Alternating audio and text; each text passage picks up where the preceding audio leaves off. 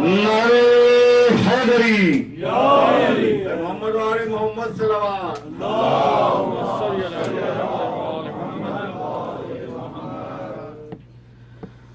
اعوذ باللہ السمیع العلیم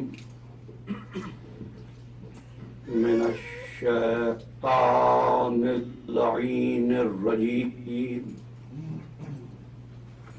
بسم اللہ الرحمن الرحیم الحمد للہ وکفی وسلام علی عبادہ الذین اصطفی خصوصا علی محمد المصطفی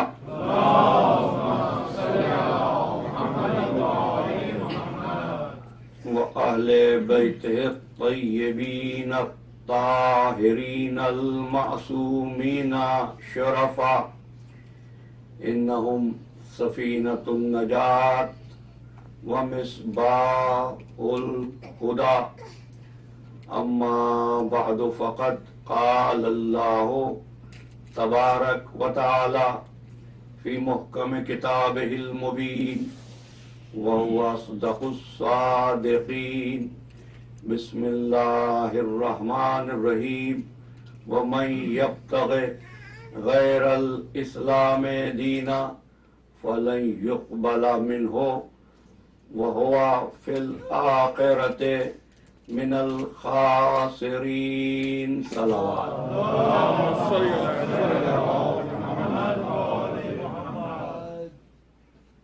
اصول دین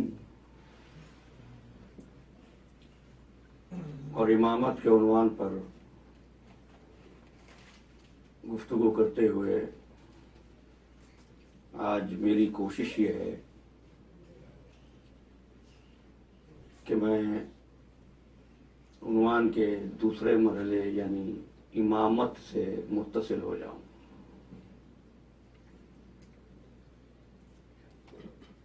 ایک عنوان پر خاص طور پر جب وہ عنوان مذہبی دنیا سے متعلق ہو، گفتگو کرنا مشکل ہوتا ہے،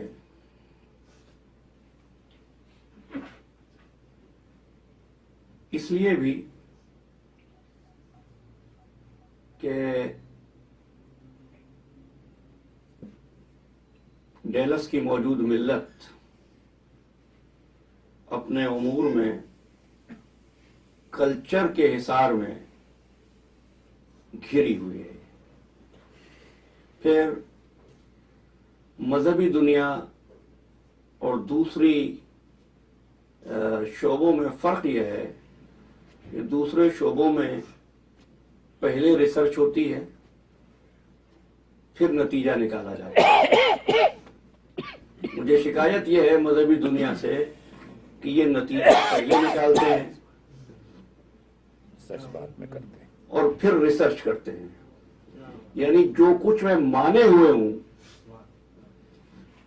اس کے حق میں دلائل مل جائیں۔ طریقہ تحقیق یہ ہونا چاہیے کہ جو حق ہے میں اس کو مان لوں۔ تو کسی بے دین کو دین سکھا دینا تو آسان ہے، لیکن جن کو دین معلوم ہے، اور اس لیے کہ میں چاہتا ہوں گفتگو سے روش ادراک ترتیب پائے، سوچنے کا عمل آگے بڑھے۔ اور میں نے اب تک یہ عرض کیا کہ دین اس خالق کا ہے جو فاطر السماوات والارض بھی ہے اور جاعل الظلمات والنور بھی ہے۔ اس نے اپنے فیض کرم سے ہم کو خلق فرمایا اور رحمت کاملہ سے ہر وہ چیز فراہم کر دی جس کی ہم کو ضرورت تھی۔ خلق ہی نہیں کیا بلکہ اس نے کثیر مخلوقات پر انسانوں کو فضیلت بھی دے دی.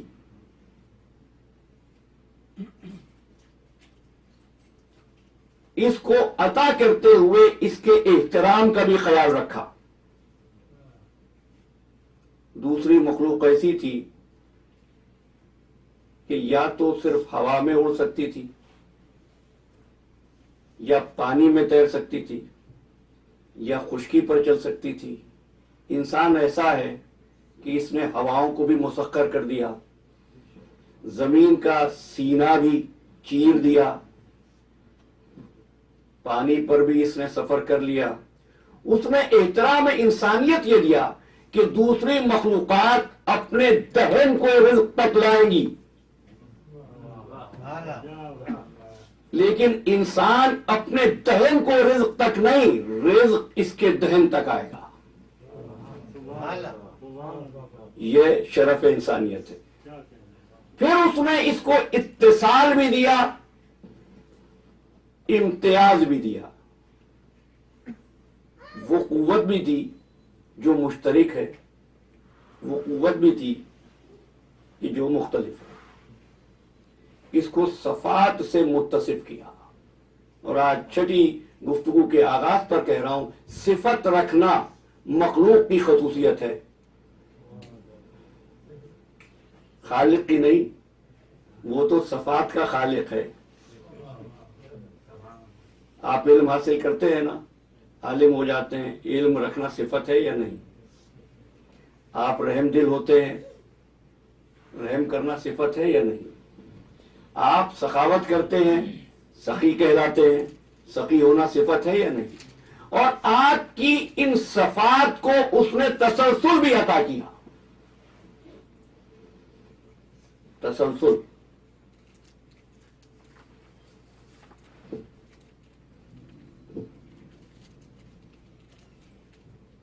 وہ اس طرح کہ آپ جس صفت کو حاصل کرتے ہیں اس صفت کو آگے بھی بڑھا سکتے ہیں.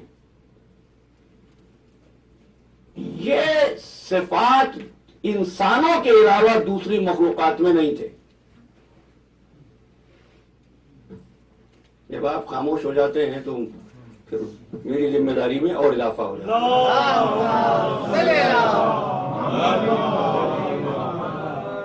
دیکھو, تم طوطے کو بولنا تو سکھا سکتے ہو, لیکن ایک طوطا دوسرے طوطے کو سکھا نہیں سکتا.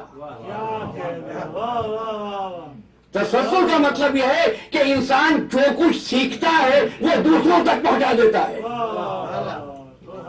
بات واضح ہو گئی نا؟ اچھا, یہ صفات کے ساتھ انسان متصف ہوتا گیا, ایسا متصف ہوا کہ یہ خالق کی صفتوں کا آئینہ دار بن گیا. یہ تسلسل کہاں سے ہے؟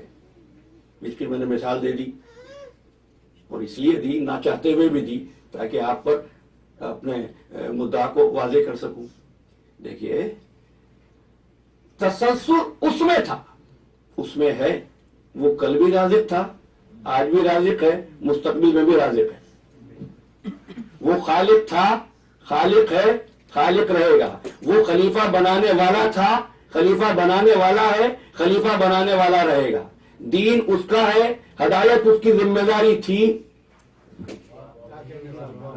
تو کیا آج ختم ہو گئی؟ آج بھی اسی کی ہے, اس لیے کہ دین وہی ہے. بات جب یہاں تک واضح ہوئی تو اب کہتا ہوں, اس کی صفتوں کا آئینہ دار بنا یہ انسان. کیسے؟ سبحان الذی اسرا بعبدہ لیلا من المسجد الحرام الی المسجد الاقصی الذی بارکنا حولہ لنریہ من آیاتنا انہ هو السمیع البصیر. وہ اپنے عبد کو سیر کرانے کے لیے لے گیا. کون ہے وہ؟ انہ هو السمیع البصیر. وہ سمیع ہے, وہ بصیر ہے, دیکھنے والا بھی ہے, سننے والا بھی ہے. اب یہاں تھوڑی سی ریزرویشن تو ہے, لیکن آج کی تقریر میں چھوڑ رہا ہوں, جب امامت پر پہنچیں گے تو بات کریں گے. انسان سمیع بھی ہے, بصیر بھی ہے. بصیر تو دیکھنے والا ہے, یہ سمیع کسے کہتے ہیں؟ تو آپ سمیعین ہیں تو کوئی فرق تو ہے نا، کوئی فرق تو ہے نا سامع میں اور سمیع میں. یاد رکھیے گا یہ جملہ، میں نے کہا آج بات نہیں کروں گا. اچھا پھر اس نے سورہ دہر میں فرمایا انا خلقنا الانسان من نطفۃ امشاج، ہم نے انسان کو ملے جلے نطفے سے بنایا. نبتلیہ فجعلناہ سمیعا بصیرا، ہم نے انسان کو سمیع بھی بنایا بصیر بھی بنایا. تو جب تک انسان سمیع نہ ہو جائے قرآن کا دعویٰ پورا نہیں ہوتا. لیکن اب تک آپ نے اتفاق کیا ہے کہ سامعین تو ملے ہیں، سمیعین نہیں ملے. کیوں چاہ رہا ہے پروردگار، کیوں چاہ رہا ہے کہ تیری صفت بندوں میں آ جائے؟ کہ اس لیے کہ یہ کائنات مکمل ہو جائے. کائنات مکمل کب ہوگی؟ جب خالق کی ایک ایک صفت اس کی مخلوق میں آ جائے. وہ عین علم ہے، مخلوق سیکھ کر عالم بننے کے قابل ہو جائے. وہ رازق ہے، مخلوق رزق پا کر لوگوں میں بانٹنے کے قابل ہو جائے. آپ دیکھ رہے ہیں صفات الہی اس لیے نہیں ہے کہ اس کی ذات میں صفات ہیں. کل کی تقریر آپ کے دینوں میں ہے نا، توحید تو یہی ہے صفات کی نفی کرو، لیکن چاہتا یہ ہے کہ ایک ایک صفت بندوں میں آ جائے جو جو خالق کی صفت ہے. خالق کی ایک صفت کیا ہے؟ وہ ایک جگہ نہیں ہوتا، ہر جگہ ہوتا ہے. جب تک بندوں میں مخلوق میں کوئی ایسا نہ ہو جو ایک وقت میں ہر جگہ ہو، اس کی ایک صفت کیا ہے؟ وہ غائب ہے. جب تک بندوں میں کوئی غائب نہ مل جائے کائنات مکمل نہیں ہوتی. وہ متکبر ہے. اب پوچھو کسی مولوی سے مفتی سے کہ ہم بھی متکبر ہو جائیں، کہ خبردار، تکبر فقط اللہ کو زیبا ہے. وہ ایک طرف تکبر صرف اس کی صفت، دوسری طرف صفت کا بندوں میں آنا ضروری. کہ اسی روز کے لیے ہم نے یہ واقعہ دکھایا تھا جب کوئی چلا اور کہنے والے نے کہا یا رسول اللہ دیکھو تو علی کی کیسی متکبرانہ چال ہے.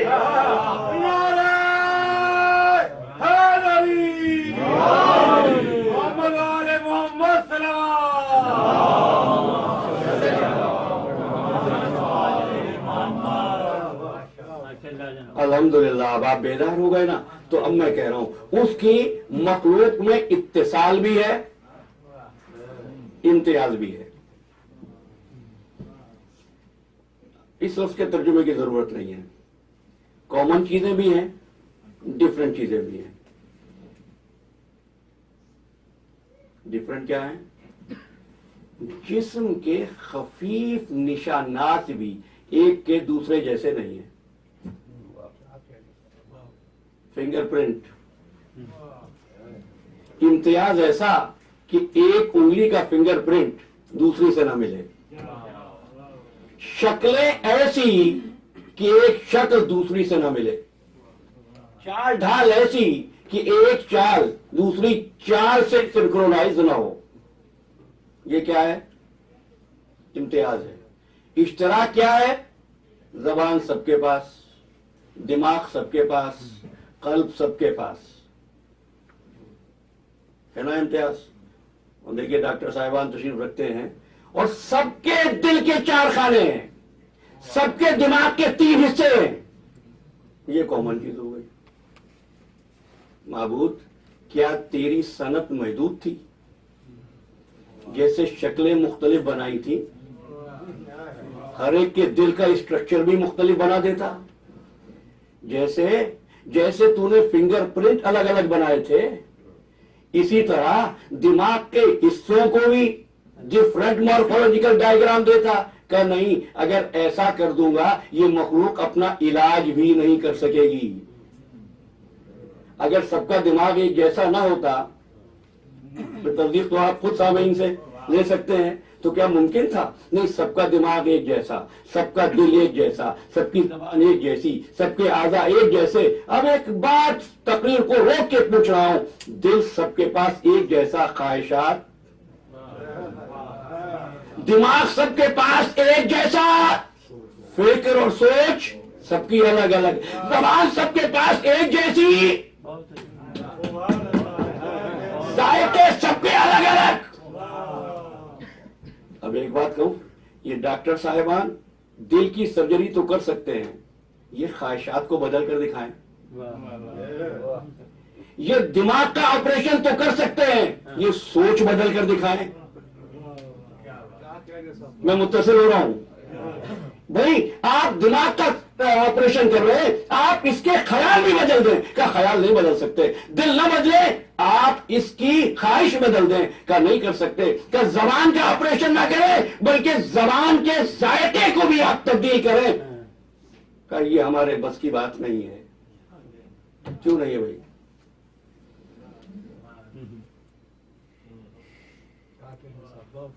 یہ کیوں نہیں ہو سکتا؟ اس لیے نہیں ہوتا کہ دل تو نظر آتا ہے، خواہش نظر نہیں آتی۔ دیکھیے، یہ قرض تھا ماہ رمضان سے مجھ پر، جو آج ادا کر رہا ہوں، آج اتار رہا ہوں۔ کیوں؟ اس لیے کہ ایک جگہ میں نے جملہ سنا تھا کہ غائب وہ ہوتا ہے اس کے لیے ہم طے نہیں کر سکتے کہ وہ کہاں ہے۔ عزیزان محترم، خواہش تو سامنے ہوتی ہے، تم دیکھ نہیں سکتے۔ ذائقہ سامنے ہوتا ہے، تم دیکھ نہیں سکتے۔ فکر سامنے ہوتی ہے، تم دیکھ نہیں سکتے۔ اب غائب کی تعریف سمجھ لو، جو سامنے ہو اور تم رسائی نہ کر سکو، تم رسائی نہ کر سکو، وہ غائب ہے۔ خواہش غائب ہے، کوئی نہیں پہنچ سکتا، غائب تک رسائی نہیں ہوتی۔ کہ یہ بھی تم کو دے رہے ہیں تاکہ تم یہ بھی سمجھ لو دین کیا ہے۔ ایک جسم ظاہر دیا، ایک روح غائب دی۔ جسم ظاہر ہے، روح غائب ہے۔ روح کو دیکھا کبھی آپ نے؟ جسم روح کے ہوتے ہوئے جیسا ہوتا ہے، روح نکل جائے تب بھی ویسا ہی ہوتا ہے۔ انسان مر گیا، ہاتھ سامنے ہے، پیر سامنے ہے، چہرہ سامنے ہے، اب یہ چیز پکڑ نہیں سکتا، پیر ہے چل نہیں سکتا، دیکھ نہیں سکتا، بات نہیں کر سکتا۔ یہ بات کیوں نہیں کرتا؟ زبان تو ہے۔ کہا تم سمجھے ہی نہیں، نظام کو ظاہر نہیں چلاتا ہے، نظام کو ہمیشہ غائب چلاتا ہے۔ نظام کو ہمیشہ غائب چلاتا ہے۔ اور میں نے کبھی کہا تھا اسی منبر سے کہ دیکھو، جتنی چیزیں کام آ رہی ہیں ان میں سے سب چیزیں غائب ہیں۔ توانائی تمہارے کام آتی ہے، تم نے توانائی کبھی نہیں دیکھی۔ اب وضاحت کا وقت نہیں ہے۔ روشنی سے تم چیزوں کو دیکھتے ہو، تم نے روشنی کبھی نہیں دیکھی۔ تم نے خدائی دیکھی ہے، خدا نہیں دیکھا۔ تم نے اولاد دیکھی ہے، محبت نہیں دیکھی۔ جتنی چیزیں ہیں وہ غائب ہی تو ہیں۔ تو جب تک وہ غائب روح تھی، جسم کا نظام چلتا رہا، غائب گیا، روح گئی، جسم مردہ ہوا، تو حقیقت کی تعریف سمجھ میں آ گئی نا۔ جو نظر نہ آئے، کسی نظام کو چلائے، وہی اس نظام کی حقیقت ہوتی ہے۔ جو انسان کا نظام چلائے، نظر نہ آئے، وہ انسان کی حقیقت ہے۔ جو پوری کائنات کا نظام چلائے، نظر نہ آئے، وہ کائنات کی حقیقت ہے۔ محمد و آل محمد صلوات۔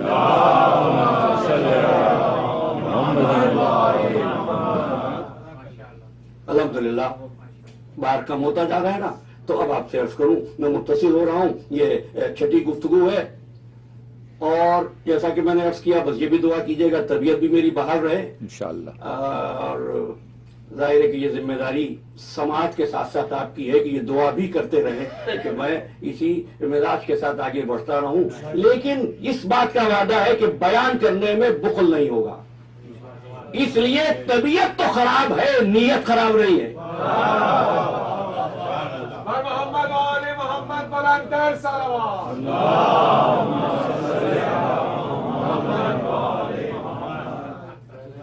میں نے عرض کیا وہ کمال صدق ہے، کل کی گفتگو وہ کمال حق ہے، وہ کمال علم ہے، وہ کمال طہارت ہے.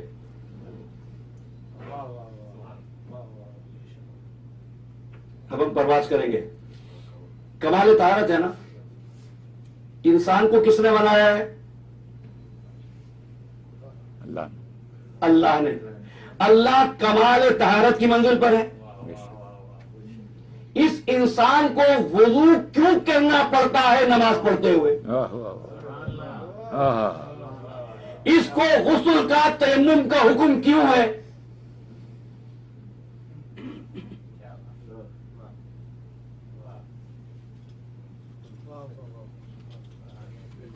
کچھ لوگ بیدار ہوئے ہیں بھائی. وہ کمال طہارت ہے نا.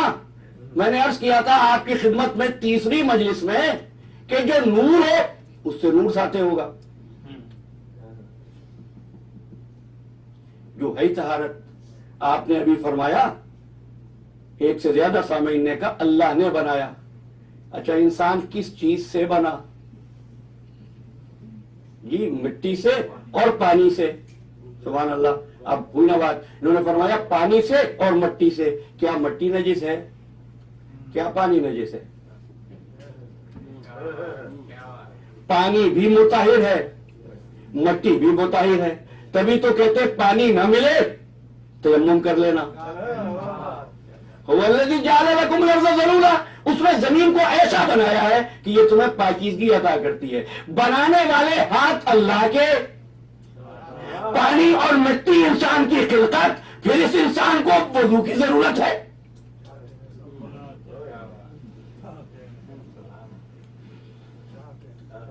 دیکھیے بڑا تعجب ہوتا ہے، بڑا تعجب ہوتا ہے جب میں یہ دیکھتا ہوں لکھنے والوں کی کتابوں میں. وہ لکھتے ہیں انسان بڑا ہی ذلیل مخلوق ہے، انسان کہیں سڑی ہوئی مٹی ہے، کہیں گندا پانی ہے،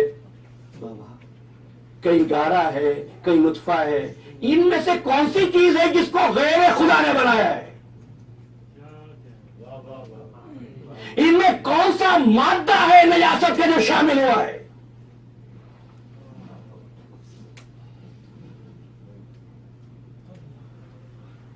آیت بھی پڑھتا ہوں تاکہ آپ کے لیے دلیل قرآنی ہو. آپ یہ نہ سوچیں خطابت ہے. فرمایا لقد وَلَقَدْ خَلَقْنَا الْإِنسَانَ مِنْ سُلَالَةٍ مِنْ طِينٍ. ہم نے انسان کو مٹی کے سلالے سے پیدا کیا. عبدی بھائی بہت آگے جا رہا ہے. لقد خلقنا الانسان من سلالۃ من طین. مٹی کے سلالے سے بنایا. کون سا بچہ ہے جو آپ کے علم میں ہو یا کوئی انسان ہو جو مٹی سے بنا ہو؟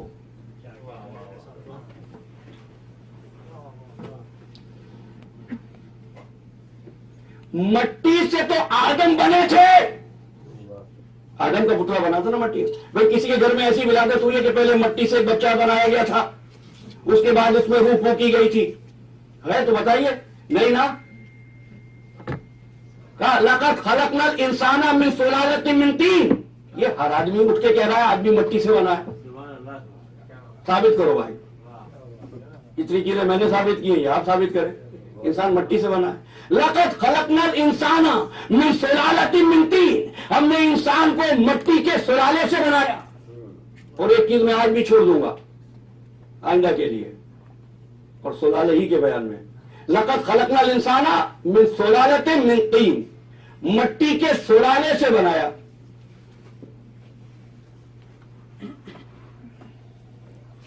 کیسے استعمال ہوئی مٹی؟ تھوڑی میں پوری تفصیل کو چھوڑتا ہوں. ایک بات کہتا ہوں آپ سے.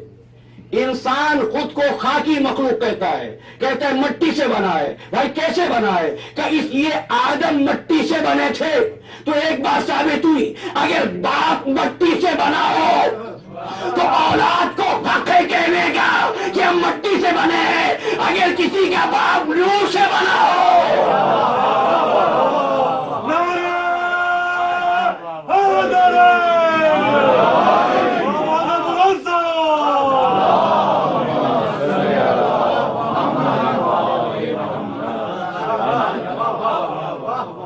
لقد خلقنا الانسان من سلالۃ من طین.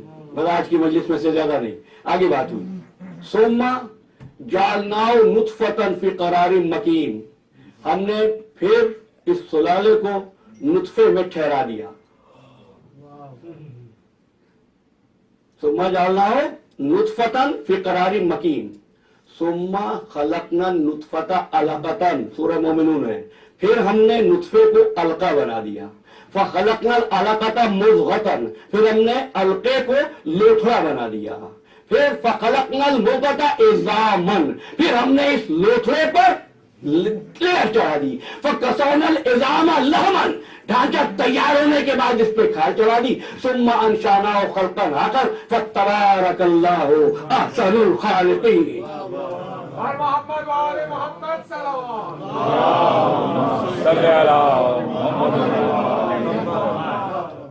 अल्लाह कितने, ये तो बच्चों को भी पता, एक बच्चे ही याद कराते हैं आप, अल्लाह एक है।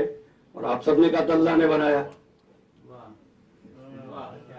लेकिन अल्फाज ये नहीं है मैंने मट्टी के सुलाले से बनाया, हमने बनाया मट्टी के सुलाले से।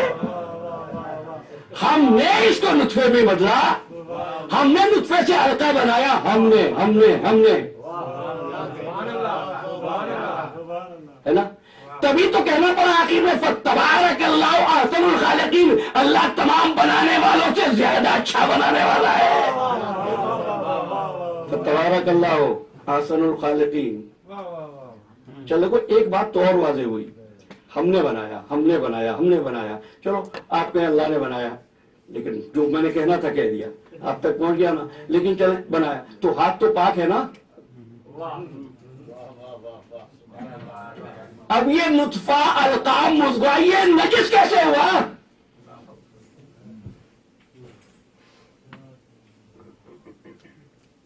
ये नजिस कहां से हुआ, नजिस कैसे हुआ? सुनो, बच्चा पैदा हुआ, जुमला लेते जाओ। तो मैंने कहा ना कोई बयान नहीं करेगा, मैं बता रहा हूं। विलादत के बाद गुस्ल वाजिब नहीं है। जाओ जाओ जाके तस्दीक करो। विलादत के बाद गुस्ल वाजिब नहीं है। गुस्ल विलादत सुन्नत है, मुस्तहब है, वाजिब नहीं है। क्यों? निजासत है कहां? गुस्ल मैयत वाजिब है, क्योंकि अभी वहां निजासत नहीं आई। बच्चा जो मां के दूध पर परवान चढ़ रहा है, छोटा बच्चा, शीरखार बच्चा, तहारत और निजासत के अहकामात अलग। जो बच्चा सिर्फ मां का दूध पिए, उसके लिए मैं फिक्री मसले बयान नहीं करता। तहारत निजासत के अहकामात अलग। बस एक जुमले में आगे बढ़ रहा हूं। अगर एक उम्र तक बचपने में मर जाए तो नमाज जनाजा नहीं।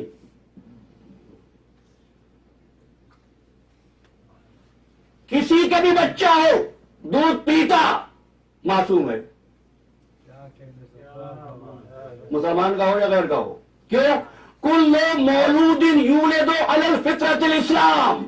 मेरे आका फरमाते हैं हर बच्चा फितरत इस्लाम लेके पैदा होता है। अब अगला जुमला है वलाकिन अबवाहु यहूदानी व नसरानी व मजूसानी। उसके माँ बाप हैं जो उसको नसरानी बना देते हैं, मजूसी बना देते हैं, यहूदी बना देते हैं, उसके जहन में ख्याल देते हैं। बच्चा चलता रहता है यहां तक कि बुलूग पे पहुंचा। अब उसने कहा कि मैं खुद सोच सकता हूं। अब ख्याल इसका अपना हुआ। अगर ये ख्याल को, इख्तियार को रब्बुल इज्जत का दिया हुआ इख्तियार समझ कर कबूल करे तो इसकी मासूमियत हमेशा रहती। लेकिन जैसे ही इसने उसके दिए हुए इख्तियार को अपना इख्तियार समझा, कुदरत ने कहा नजीस हो गया, वजू करके आना। ठीक है, नहीं नहीं नहीं है, भी बात चेहरे में देख रहा हूं। अब आयत पढ़ा हूं, इन्ना शिरका लजुल्मुन अजीम। शिर्क जुल्म अजीम है।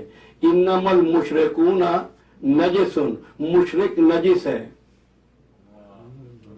पसीना नजिस, कपड़े नजिस, हाथ नजिस। उसने पढ़ा कलमा ला इलाहा इल्लल्लाह, पसीना भी पाक, लिबास भी पाक, हाथ भी पाक। वुजू तो नहीं किया इसने, वुजू तो नहीं किया इसने भाई। उसने सिर्फ ख्याल में, कौल में इस बात को بول دیا اختیار میرا نہیں ہے، اس کا ہے۔ اب سمجھے نجاست کیا ہے اور پاکیزگی کیا ہے۔ اختیار، پھر کہہ رہا ہوں، اختیار بھی اپنا نہیں ہے، خیال بھی اپنا نہیں ہے۔ جب خیال بھی اپنا نہ ہو تو قول اپنا ہوگا، جب قول اپنا نہ ہو تو فتویٰ اپنا ہوگا، نہیں نا، نہیں ہے۔ کیوں؟ اتباع میں ایک چیز چلتی ہے۔ یہ ہوا کیا کافر کے ساتھ؟ کپڑے کیوں پاک ہوئے؟ کلمہ تو اس نے پڑھا تھا، بھئی کپڑا تو نجس تھا، پسینے میں مس ہو گیا تھا تو نجس، لیکن جیسے ہی کلمہ پڑھا آپ نے کہا کہ یہ بھی پاک، کپڑا بھی پاک۔ بھئی کپڑا کیسے پاک ہوا؟ یہ نہ نہائے، کپڑے کو دھو لو۔ کہا نہیں، کپڑا پاک ہے۔ کیسے؟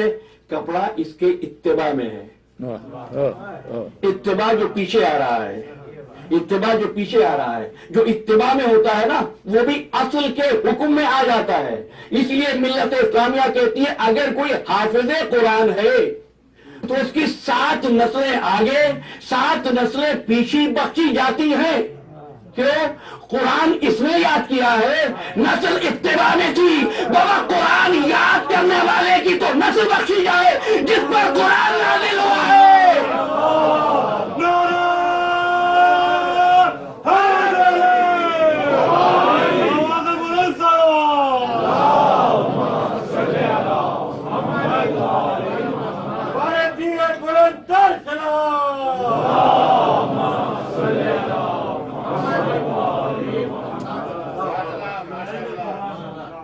بات واضح ہو گئی نا؟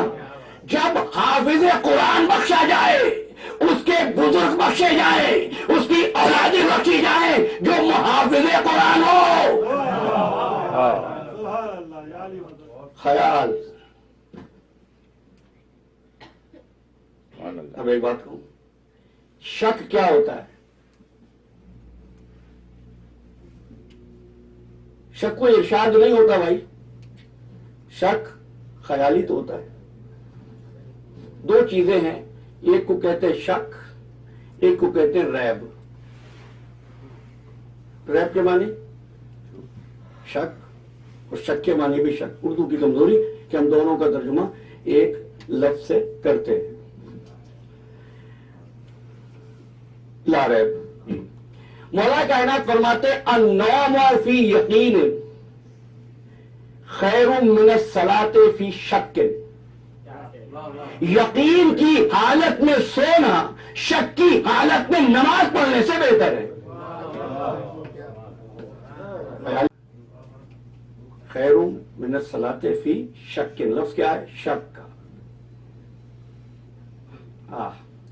دیکھو دوسرا سورہ قرآن مجید کا، الف لام میم ذالک الکتاب لا ریب فیہ، یہ وہ کتاب ہے جس میں شک نہیں۔ قدرت نے یہ 2 لفظ کیوں استعمال کیے؟ خود قرآن مجید میں بھی ہے، کیا ان کو شک ہے کہ زمین و آسمان کس نے بنائے ہیں؟ یاد رکھنا، ریب اس شک کو کہتے ہیں جو الفاظ کی شکل میں زبان پر آئے۔ شک اس شک کو کہتے ہیں، اس خدشے کو کہتے ہیں جو خیال کی شکل میں دل میں رہے۔ بھئی یہ حدیث آپ نے پڑھی ہے، یہ ارشاد پیغمبر بیان کیا ہے، میری طبیعت تو نہیں مان رہی بھائی۔ یہ مثال دے رہا ہوں، یہ مثال دے رہا ہوں۔ قرآن مجید نے آواز دی، پڑھو قرآن کیا کہتا ہے؟ فلا وربک لا یؤمنون، تیرے رب کی قسم یہ مومن نہیں ہو سکتے۔ فلا وربک لا یؤمنون حتی یحکموک فیما شجر بینہم ثم لا یجدوا فی انفسہم حرجا مما قضیت ویسلموا تسلیما، جب تک اپنے فیصلوں میں تجھ کو حکم نہ بنا لیں، اور جب تو فیصلہ کر چکے لا یجدوا فی انفسہم حرجا، اپنے دل میں بھی شک محسوس نہ کریں۔ اب سمجھ گئے، اگر دل میں بھی خیال آ جائے نا تو کافر ہونے کے لیے، ظالم ہونے کے لیے، جہنمی ہونے کے لیے کافی ہے، قول نہیں، خیال خیال یہ تو بہت بڑی بات ہوگی. کوئی یہ کہہ دے جیسا شک آج ہوا ایسا کبھی نہیں ہوا. سبحان اللہ سبحان اللہ. نہیں بھائی خیال ٹھیک ہے. فطرس کو بھی خیال ہی آیا تھا.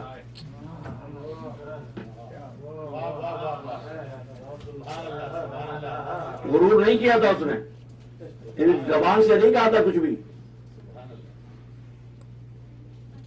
یہ میں نے کیوں کہا؟ یہ میں نے اس لیے کہی ہے بات, اور آپ سے پھر ایک مسئلہ پوچھ رہا ہوں, ایک سوال پوچھ رہا ہوں. اگر کوئی خواب میں دیکھے کوئی فعل حرام کر رہا ہے, کیا حد جاری ہوگی؟ کیوں نہیں ہوگی بھائی؟ جی خواب پر اختیار نہیں ہے, خیال پر بھی تو اختیار نہیں ہے. اس نے عرش کے گرد چکر لگا کے سوچا کیسے زبردست بازو اللہ نے مجھے دیے ہیں. کہا کچھ بھی نہیں, خیال آیا کہ پھر ایک مرتبہ دیکھا رب العزت نے کہا اس کے پر نوچو.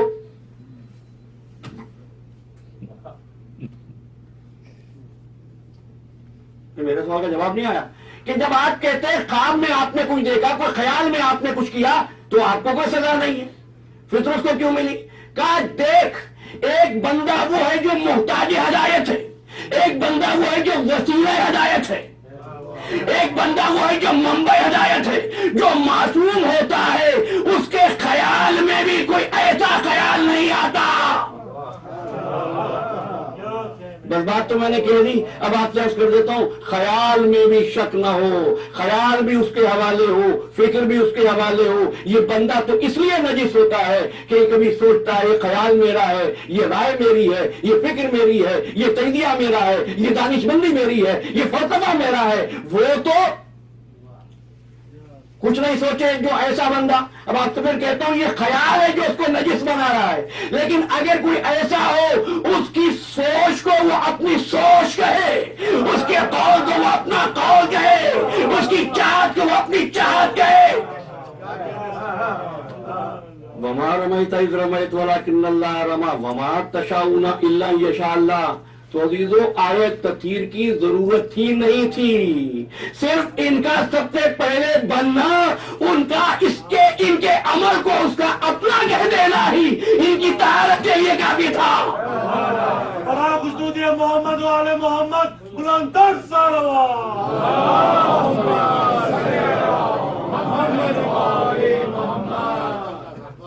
ہے نا. خیال اپنا نہیں ہے. کیوں؟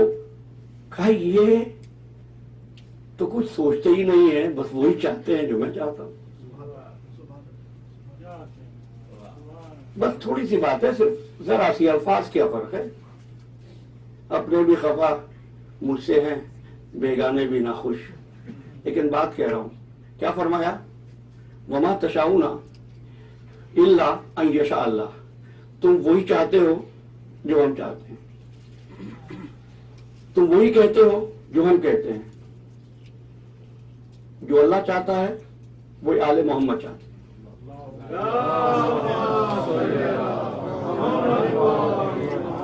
اور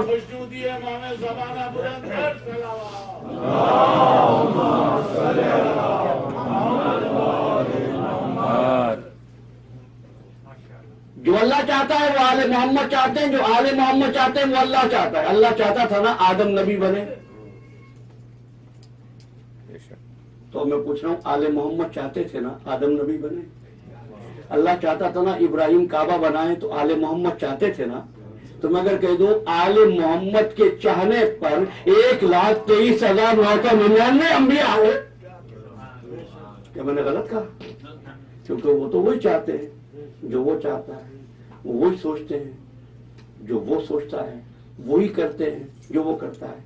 یہ ان کی طہارت کے لیے دلیل کاملہ ہے. کیونکہ ان کی طہارت اس کمال پر ہے. میں نے ایک جملہ کہا کہ پھر آیت تطہیر نہ بھی ہوتی تب بھی ان کی طہارت کے لیے ان کی خلقت اور ان کی چاہت و رضا و عمل کا اللہ کا اپنی طرف منسوب کر لینا کافی تھا. کیوں؟ یہ خیال سے بڑھ گئے. تو آخری جملہ آپ کی ضیافت ایمانی کے لیے کہتا ہوں, یہ خیال سے بڑھ گئے. کیسے؟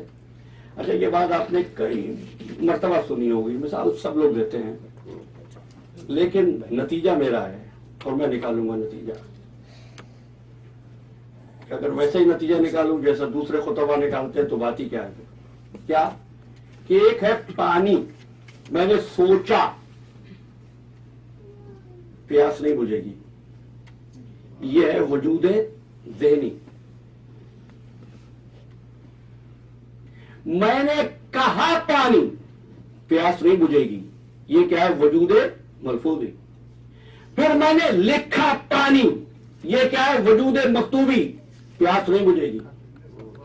جب تک پانی نہ آ جائے یہ ہے وجود حقیقی.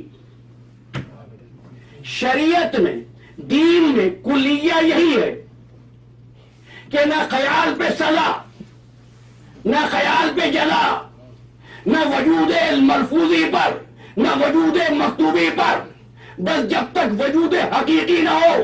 یہ فقط وجود علی ہے.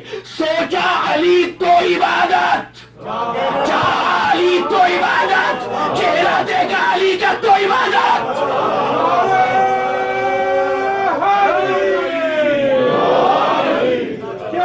جوان کلی کلی علی علی علی علی, نگر نگر گلی گلی علی علی علی علی. دیگر بلند سر صلوات.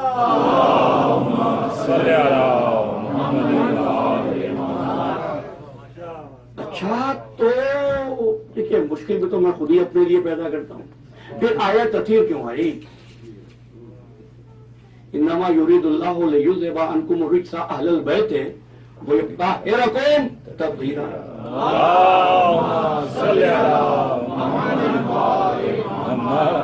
یہ بھی عجیب بات ہے.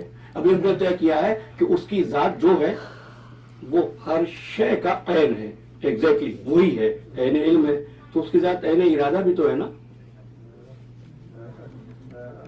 انما یرید اللہ ہمارا ارادہ ہی ہے, تو عین ارادہ یہ ہوا نا.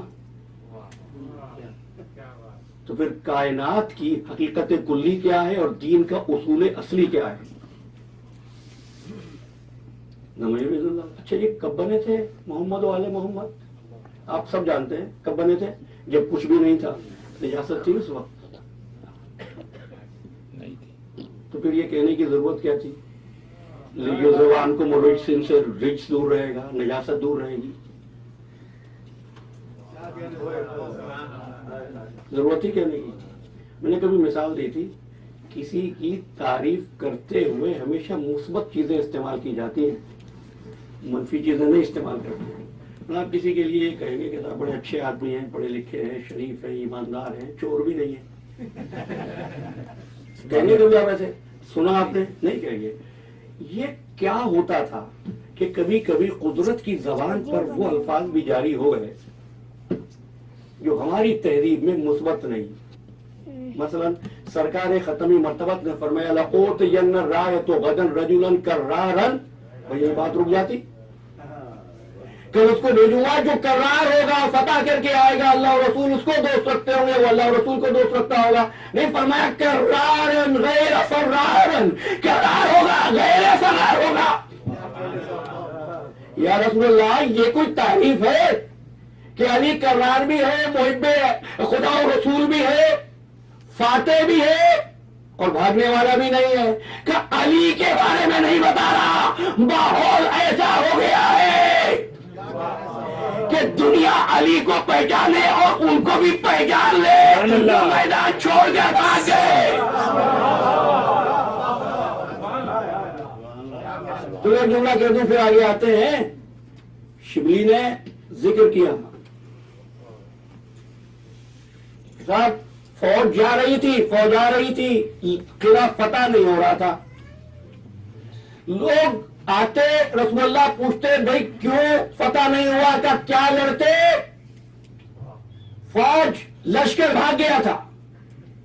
لشکر سے پوچھا, لشکر نے کہا کیا لڑتے؟ سردار بھاگ گیا تھا. میں بہت کم واقعات میں آتا ہوں, سن لو. لشکر کہہ رہا ہے کہ ہم فاتح نہیں ہو سکے سردار بھاگ گیا. سردار یہ کہہ رہا ہے فاتح نہیں ہو سکے لشکر بھاگ گیا. شبلی کہتے ہیں یہ فیصلہ یہ معاملہ طے نہیں ہو سکا, بھاگا کون تھا؟ مجھ سے سن لو فیصلہ میں کرتا ہوں. اگر آخری دن رسول لشکر بدل دے تو لشکر بھاگا.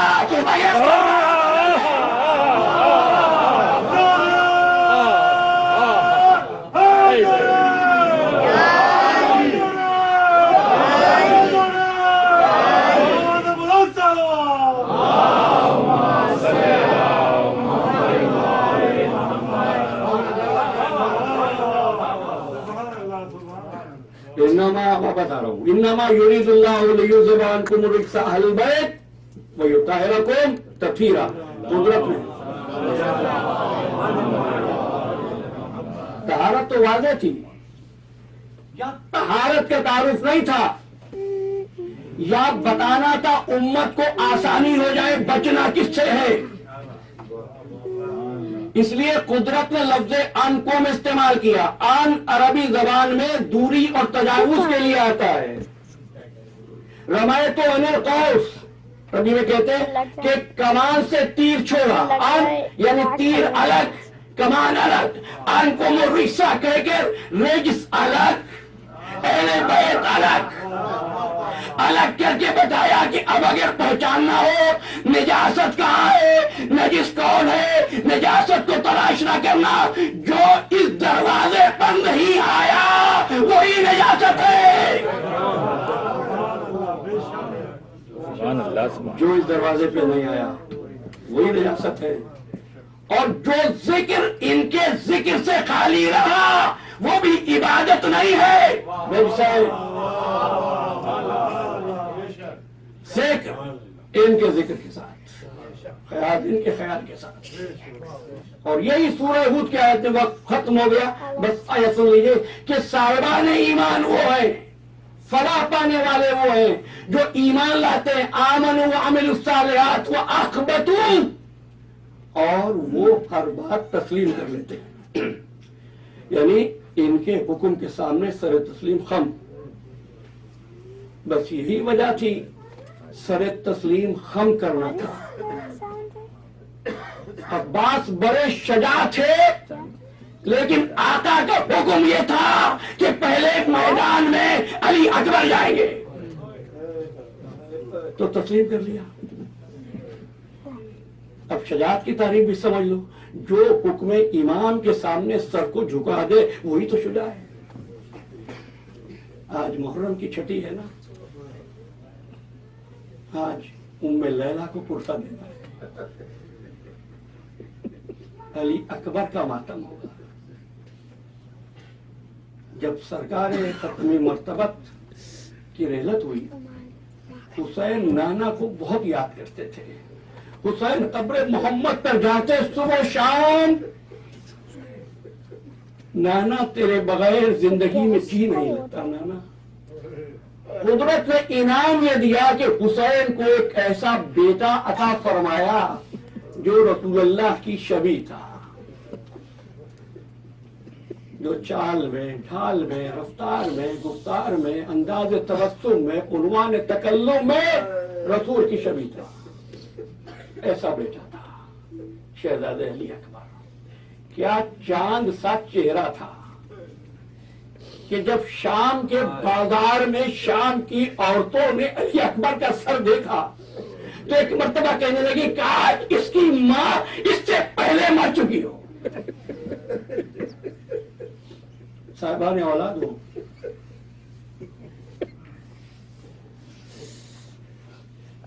ایک باپ کے جملے, تقدم ولدی یا بنیا, علی اکبر پہلے تم جاؤ گے مرنے کے لیے.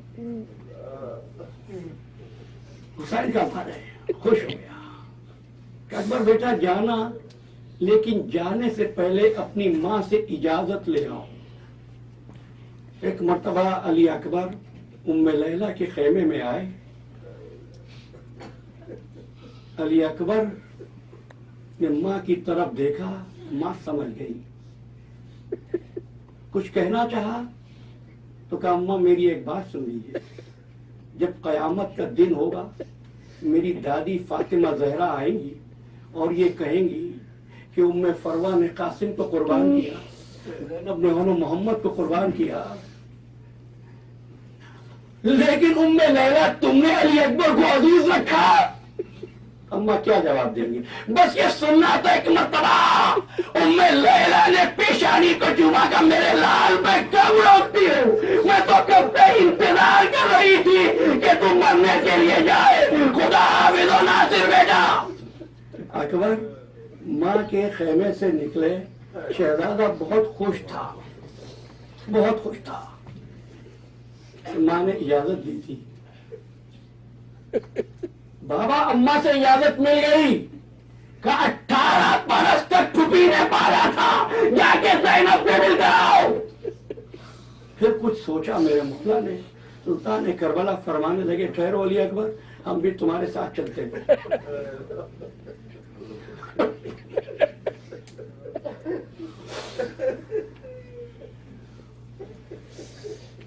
خیمے کا پردہ اٹھا، مولا خیمے میں داخل ہوئے۔ زینب حسین آج کچھ کہنا چاہتا ہے۔ ذاکرین کہتے ہیں جب ساتھ دیکھا نا حسین کو اور علی اکبر کو، ثانیہ زہرا نے اکبر کو دیکھ کے کہا تھا اکبر بیٹا میں سمجھ گئی حسین کی سفارش لے کر آئے ہو۔ حسین کہنے لگے زینب علی اکبر کو کچھ نہ کہو، میری ایک بات سنو، جب سے اماں کا سایہ سر سے اٹھا ہے ہم نے تم کو ماں کی جگہ سمجھا ہے، ہر حکم کی ہر خواہش کی تعمیل کی ہے، زینب آج حسین کی ایک تمنا ہے پورا کر دو۔ بھیا کیا حکم ہے؟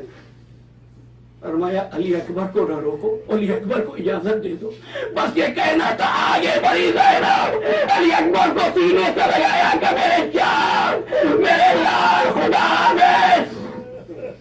علی اکبر کو اجازت مل گئی تھی، شہزادہ بہت خوش تھا، چاہتے ہیں اکبر کہ پشت فرس پر بلند ہو کہ حسین ابن علی نے فرمایا بیٹا ٹھہر جاؤ، ماں سے مل لیے، پھوپھی سے اجازت لے لی، اب اس بوڑھے باپ کی بھی ایک تمنا ہے، اپنے خیمے میں لے گئے، صندوق کھولا، نانا کی آبا نکالی، دوش پہ ڈالی، نانا کا امامہ سر پہ رکھا۔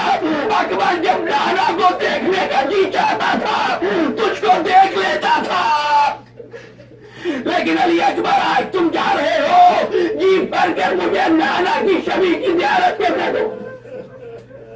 پھر اکبر کو رخصت کیا۔ ہر بہن کی خواہش تھی کہ اکبر کو خدا حافظ کہے، آخر میں طے یہ پایا کہ بیویاں قطار بنا لیں، علی اکبر گھوڑے پہ سوار ہو گئے، بیویوں کے درمیان سے گزرے، علی اکبر گزرے، سب کو خدا حافظ کہہ کے کسی کا ہاتھ آگے گھوڑے کی رکابوں میں پڑا، کہتی اکبر بھیا میں نہیں کہتی زحمت کرو، بس اپنا پیر چومنے دو، شام تک علی اکبر تجھ کو یاد کر کے روتی رہوں گی۔